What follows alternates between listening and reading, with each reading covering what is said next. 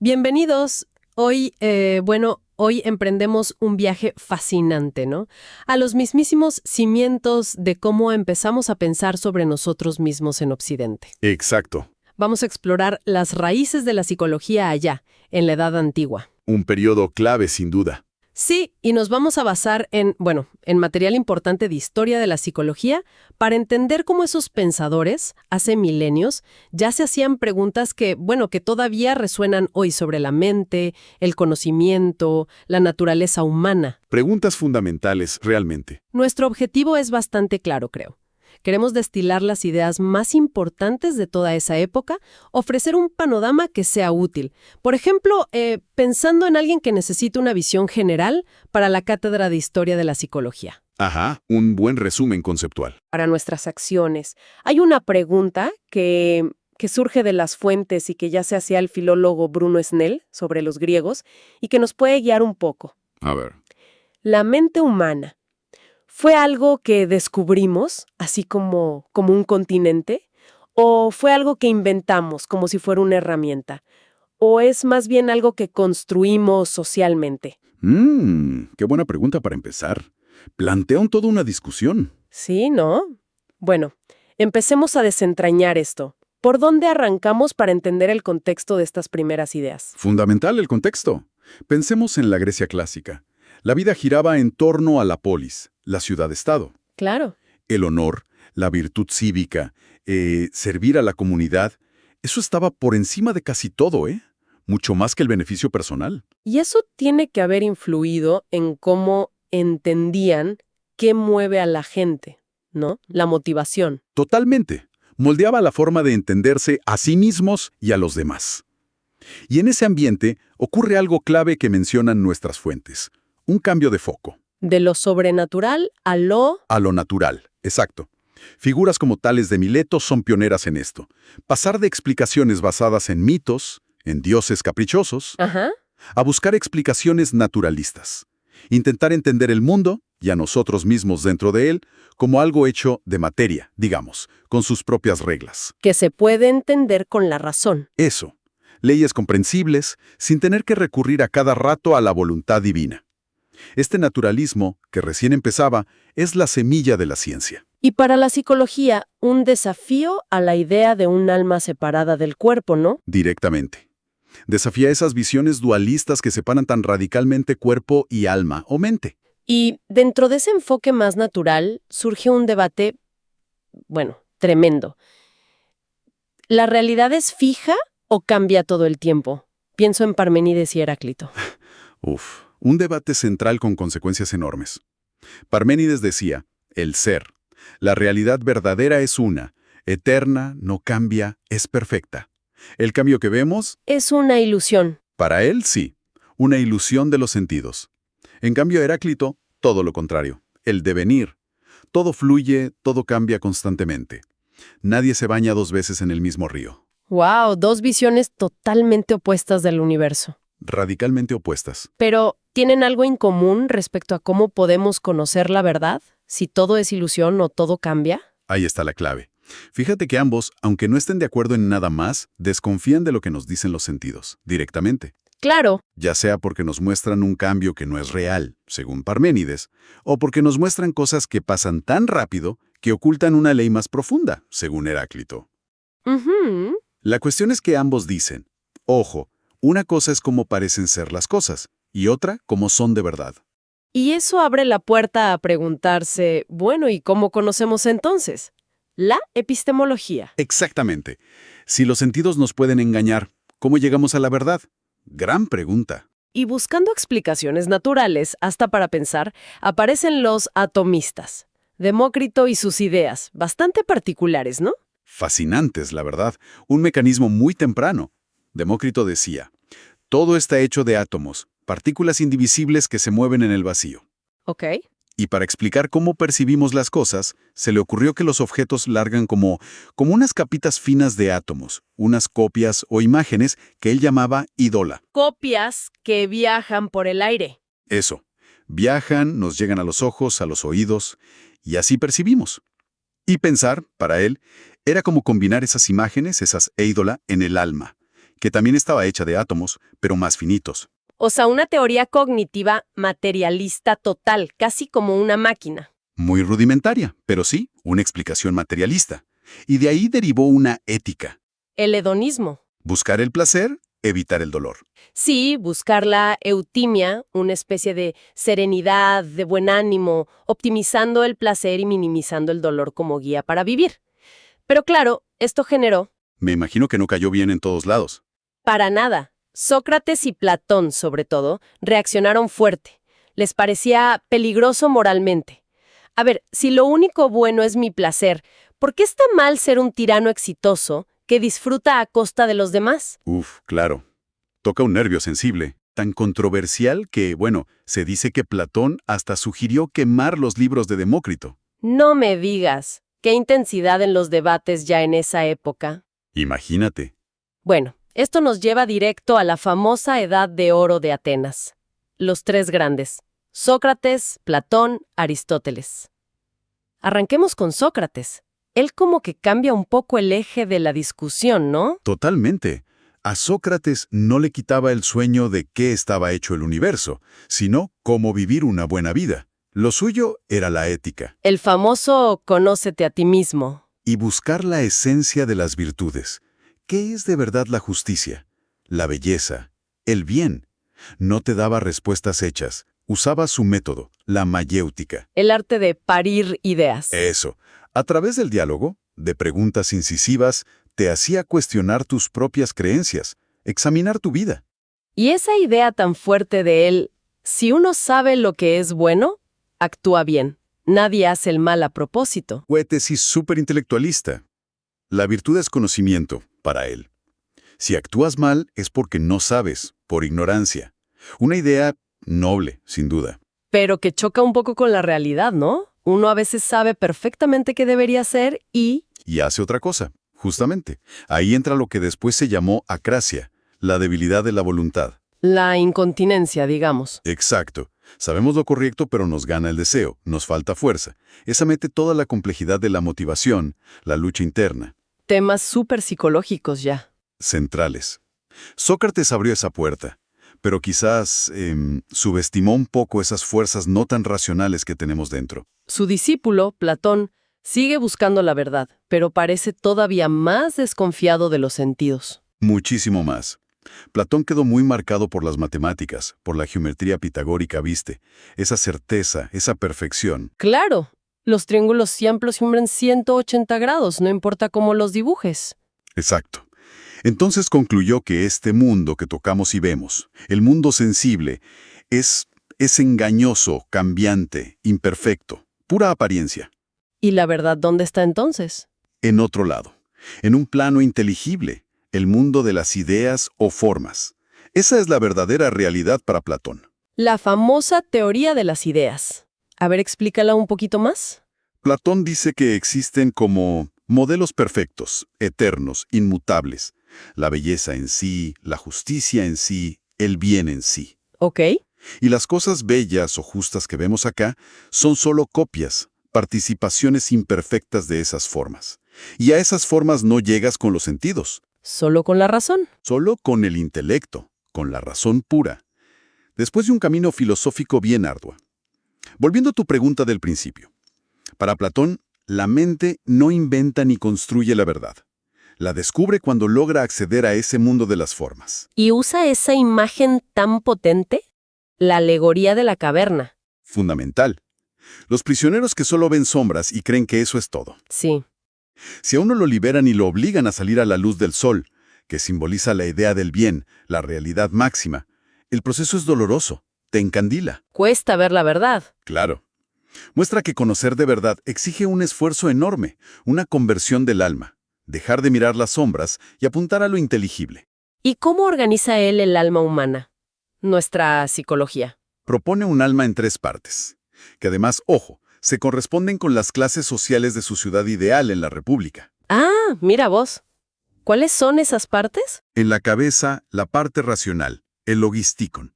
Es inmortal, divina, su trabajo es conocer las formas y mandar. El jefe. El jefe. En el pecho, la parte irascible, el timoeides. Ahí está el coraje, la ambición, el honor. Virtudes más guerreras, ¿viste? Esta parte puede ser aliada de la razón. Ok, el soldado. Algo así. Y abajo, en el vientre y los genitales, la parte apetitiva, el epifitiméticon. La fuente de los deseos del cuerpo, los instintos, el interés propio. La más terrenal y problemática. Y para explicar cómo funcionan juntas, usa otra imagen, la del carro con caballos. Sí, en el diálogo Fedro. El alma es como una auriga, un conductor que es la razón. Ajá. Y lleva un carro tirado por 2 caballos. Uno blanco, noble, dócil. Esa es la parte irascible, el ánimo. Obedece a la razón. Bien. Pero el otro caballo es negro, rebelde, tira para cualquier lado. Esa es la parte apetitiva, los deseos. El problemático. Complicado. La tarea de la auriga es dominar al caballo negro, con ayuda del blanco, para que el carro siga el camino correcto, hacia el mundo de las ideas. La salud mental, la virtud, dependen de que la razón esté al mando. Un modelo súper influyente, sin duda. Pero también le han criticado cosas, ¿no? Mencionaste el problema del homúnculo. Es una crítica clásica. A ver, si decís que la razón es como un hombrecito chiquito adentro de la cabeza que decide y dirige, Ajá. no explicaste nada. Solo pasaste la pregunta para adentro. ¿Y quién dirige al hombrecito? Otro hombrecito más chiquito adentro. Claro, es una explicación que no termina nunca. Una regresión al infinito. Exacto. Es un problema para cualquier teoría que ponga una especie de yo central que hace lo mismo que se supone que tiene que explicar. Entendido. Bueno, si Platón nos eleva a un mundo de ideas perfectas, su alumno estrella, Aristóteles, parece que baja la filosofía a la tierra de nuevo. Totalmente. Aristóteles estuvo 20 años con Platón, pero le dio una vuelta de tuerca impresionante. Era mucho más observador, más empírico, un biólogo fascinado por el mundo natural. Sí. Mantuvo la idea de forma de Platón, pero le cambió el lugar. Para Aristóteles la forma no está en un mundo aparte, está en las cosas. Es lo que hace que algo sea lo que es, y no se puede separar de su materia. Ah. Como decías antes, la forma de la estatua y el bronce. Ninguno es la estatua por sí solo. Esa es la idea. Ilemorfismo se llama. Materia, ile y forma morfe juntas. Y esto tiene consecuencias gigantes para su psicología, que explica en su libro de Ánima, acerca del alma. ¿Cómo define el alma Aristóteles? No como algo separado que vive en el cuerpo. La define como la forma de un cuerpo natural organizado que tiene vida en potencia. O sea, el alma es el principio que hace que algo esté vivo, su conjunto de funciones vitales. Entonces rompe con el dualismo de Platón, mente y cuerpo separados. Bastante radicalmente. Para Aristóteles, cuerpo y alma son como las 2 caras de una moneda, inseparables, como la cera y el sello que le da forma. Interesante. No hay alma sin cuerpo vivo, ni cuerpo vivo sin alma, que es lo que lo organiza y lo hace funcionar. Bueno, salvo quizás el intelecto puro, que es un tema más complejo en él. Pero en general, unidad. Unidad. Esto lo aleja mucho de la idea de Platón de un alma inmortal atrapada en el cuerpo. Para Aristóteles, la mente o el alma no es algo que descubrimos en otro plano, ni algo que inventamos. Es algo propio de la naturaleza viva, que se desarrolla con el organismo. Y él habla de distintos tipos de alma o niveles, ¿no? Correcto, una jerarquía natural. Primero, el alma vegetativa. La tienen las plantas. Es la base. Nutrición, crecimiento, reproducción. Lo básico para vivir. Lo básico. Después, el alma sensitiva, en los animales. Suma a lo anterior la percepción, ver, oír, tocar. Sentir placer y dolor. Tener deseos, memoria y moverse. ¿Y nosotros, los humanos? Tenemos el alma racional. Incluye todo lo anterior, pero le agrega algo único. El pensamiento abstracto, el razonamiento, entender principios universales. Nuestro intelecto, el nous. Ese nous, el intelecto, suena importante. ¿Qué hace exactamente? Es la capacidad de captar la esencia, la forma universal de las cosas, más allá del caso particular que vemos con los sentidos. Aristóteles hasta distingue entre un intelecto pasivo, que recibe esas formas, y uno activo, medio misterioso, que parece ser el que las ilumina o las hace pensables. Su análisis de cómo conocemos es súper detallado, ¿eh?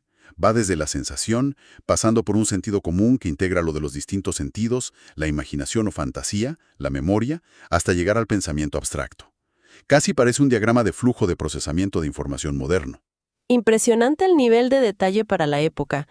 ¿Y en ética? También se diferencia de Platón y Sócrates. Sí. Para Aristóteles, el objetivo de la vida es la eudaimonía. Que no es solo felicidad. No, es más como florecimiento humano, vivir plenamente, realizar nuestra naturaleza racional. Y no se logra solo sabiendo, contra Sócrates, ni mirando ideas, contra Platón. Entonces, ¿cómo? Practicando las virtudes.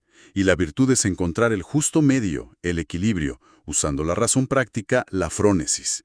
Por ejemplo, la valentía está en el medio, entre ser cobarde y ser temerario, ¿no? Claro, ni mucho ni poco, el equilibrio. Exacto. Y algo fundamental para él, son politikon. Animales políticos sociales. Por naturaleza, necesitamos vivir en una comunidad, en una polis bien organizada, con buenas leyes, nomos, para poder desarrollar nuestras capacidades fisis y alcanzar esa eudaimonía. Ética y política van de la mano. Fascinante. Cubrimos a los tres gigantes. Pero la historia sigue. El mundo griego clásico cambia. Cambia drásticamente. Vienen las conquistas de Alejandro Magno, se forma un imperio enorme, el helenístico. Después Roma absorbe gran parte de eso. Ya no es la pequeña ciudad-estado. No, ahora la gente forma parte de estructuras políticas gigantes, a veces impersonales. Hay mucha mezcla de culturas, migraciones, pero también muchas guerras, inestabilidad. Crece una sensación de inseguridad, de estar a merced de la fortuna, de tiche. ¿Y cómo afecta eso a la filosofía, a la gente buscando respuestas? El foco se desplaza. Si antes la gran pregunta era por la naturaleza o la virtud cívica, ahora muchas filosofías se vuelcan a buscar la salvación personal, la paz interior en medio del caos. Surgen como filosofías terapéuticas. Mencionaste el epicureísmo. Un ejemplo perfecto. Epicuro buscaba la ataraxia. La serenidad. Y exacto, estar libre de dolor físico, aponia, y sobre todo de miedos y preocupaciones mentales. La receta, vivir tranquilo, retirado, el famoso jardín, con amigos, sin meterse en política ni pasiones turbulentas. Ni el amor romántico. Con cuidado. Decía que podía traer mucha perturbación. Mejor los placeres sencillos, moderados. Y fundamental, perderle el miedo a los dioses, que no se meten con nosotros, y a la muerte, que es simplemente no sentir nada. La prudencia era la clave. Una filosofía para encontrar calma en lo personal. Y en paralelo surgen otras opciones, más espirituales, digamos. Sí, muchísimo.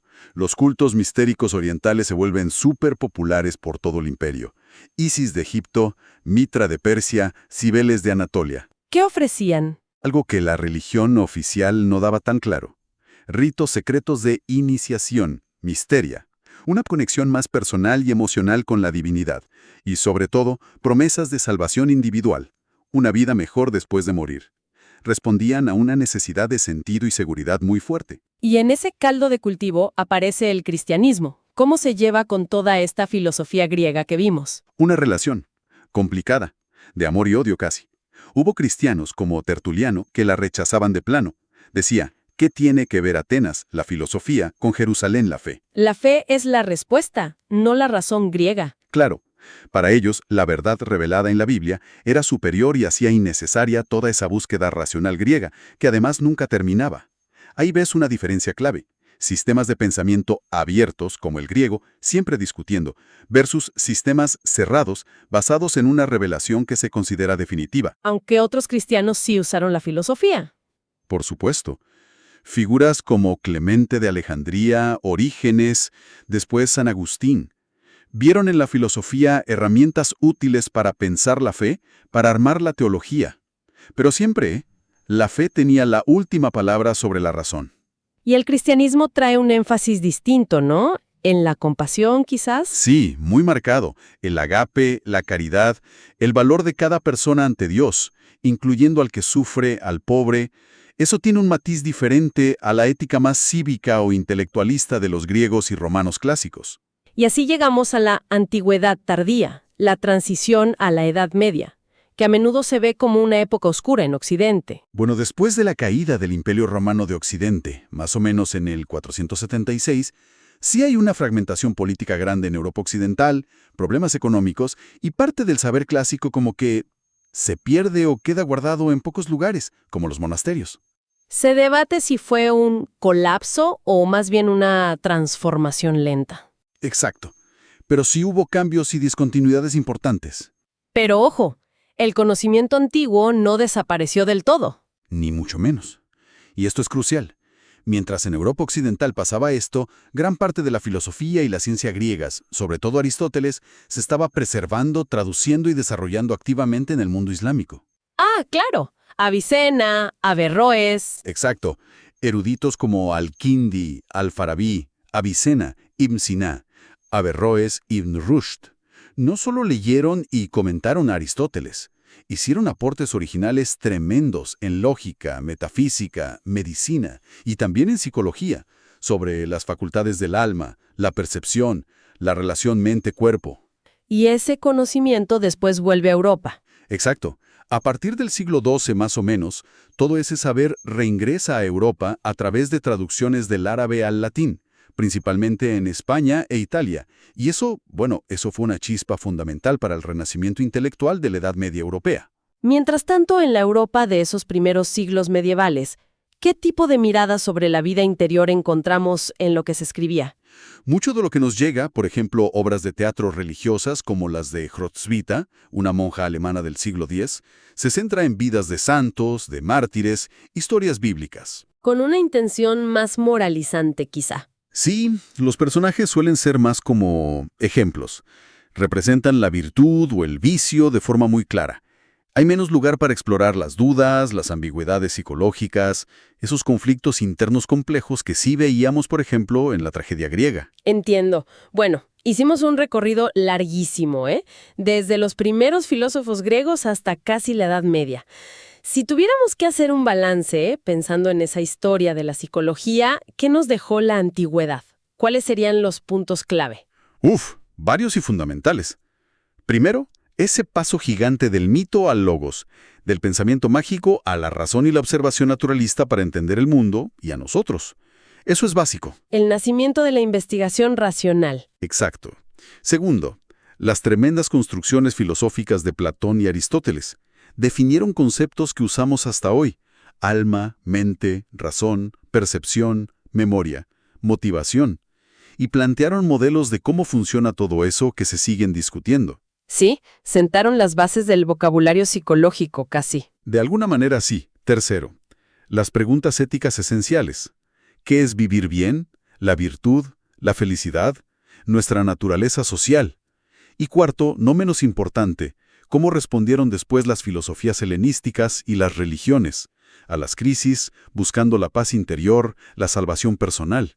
Esa búsqueda de sentido también es parte de la psicología humana. Y volviendo a esa pregunta inicial, ¿la mente se descubrió, se inventó, se construyó? Parece que cada época dio su propia respuesta, ¿no? Platón la descubría en otro mundo, Aristóteles la veía como función natural, Epicuro la quería gestionar. Tal cual, el legado es súper rico y complejo. Fíjate que muchas tensiones que siguen hoy en psicología ya estaban ahí. Mente-cuerpo, razón-emoción, naturaleza-cultura, physis y nomos, lo universal, lo particular. Las grandes dicotomías. Claro. No nos dieron las respuestas finales, obvio, pero nos dejaron el tablero de juego, las preguntas clave, los conceptos básicos. Sin ellos, la psicología moderna sería impensable. Ellos empezaron esta larga conversación sobre qué significa ser humano, al menos en Occidente. Y para cerrar, una reflexión que me queda picando. Esa tensión que vimos, ¿no?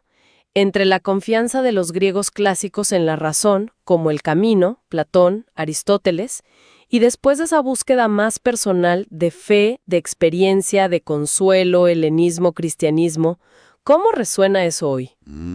Buena pregunta para seguir pensando. Quizás se vea no sé, en los debates entre diferentes terapias, unas más racionales, otras más experienciales, o simplemente en cómo cada uno busca certezas o bienestar en este mundo tan complejo que nos toca. Definitivamente. Es una tensión que sigue muy viva. de distintas formas. Algo para seguir explorando, sin duda.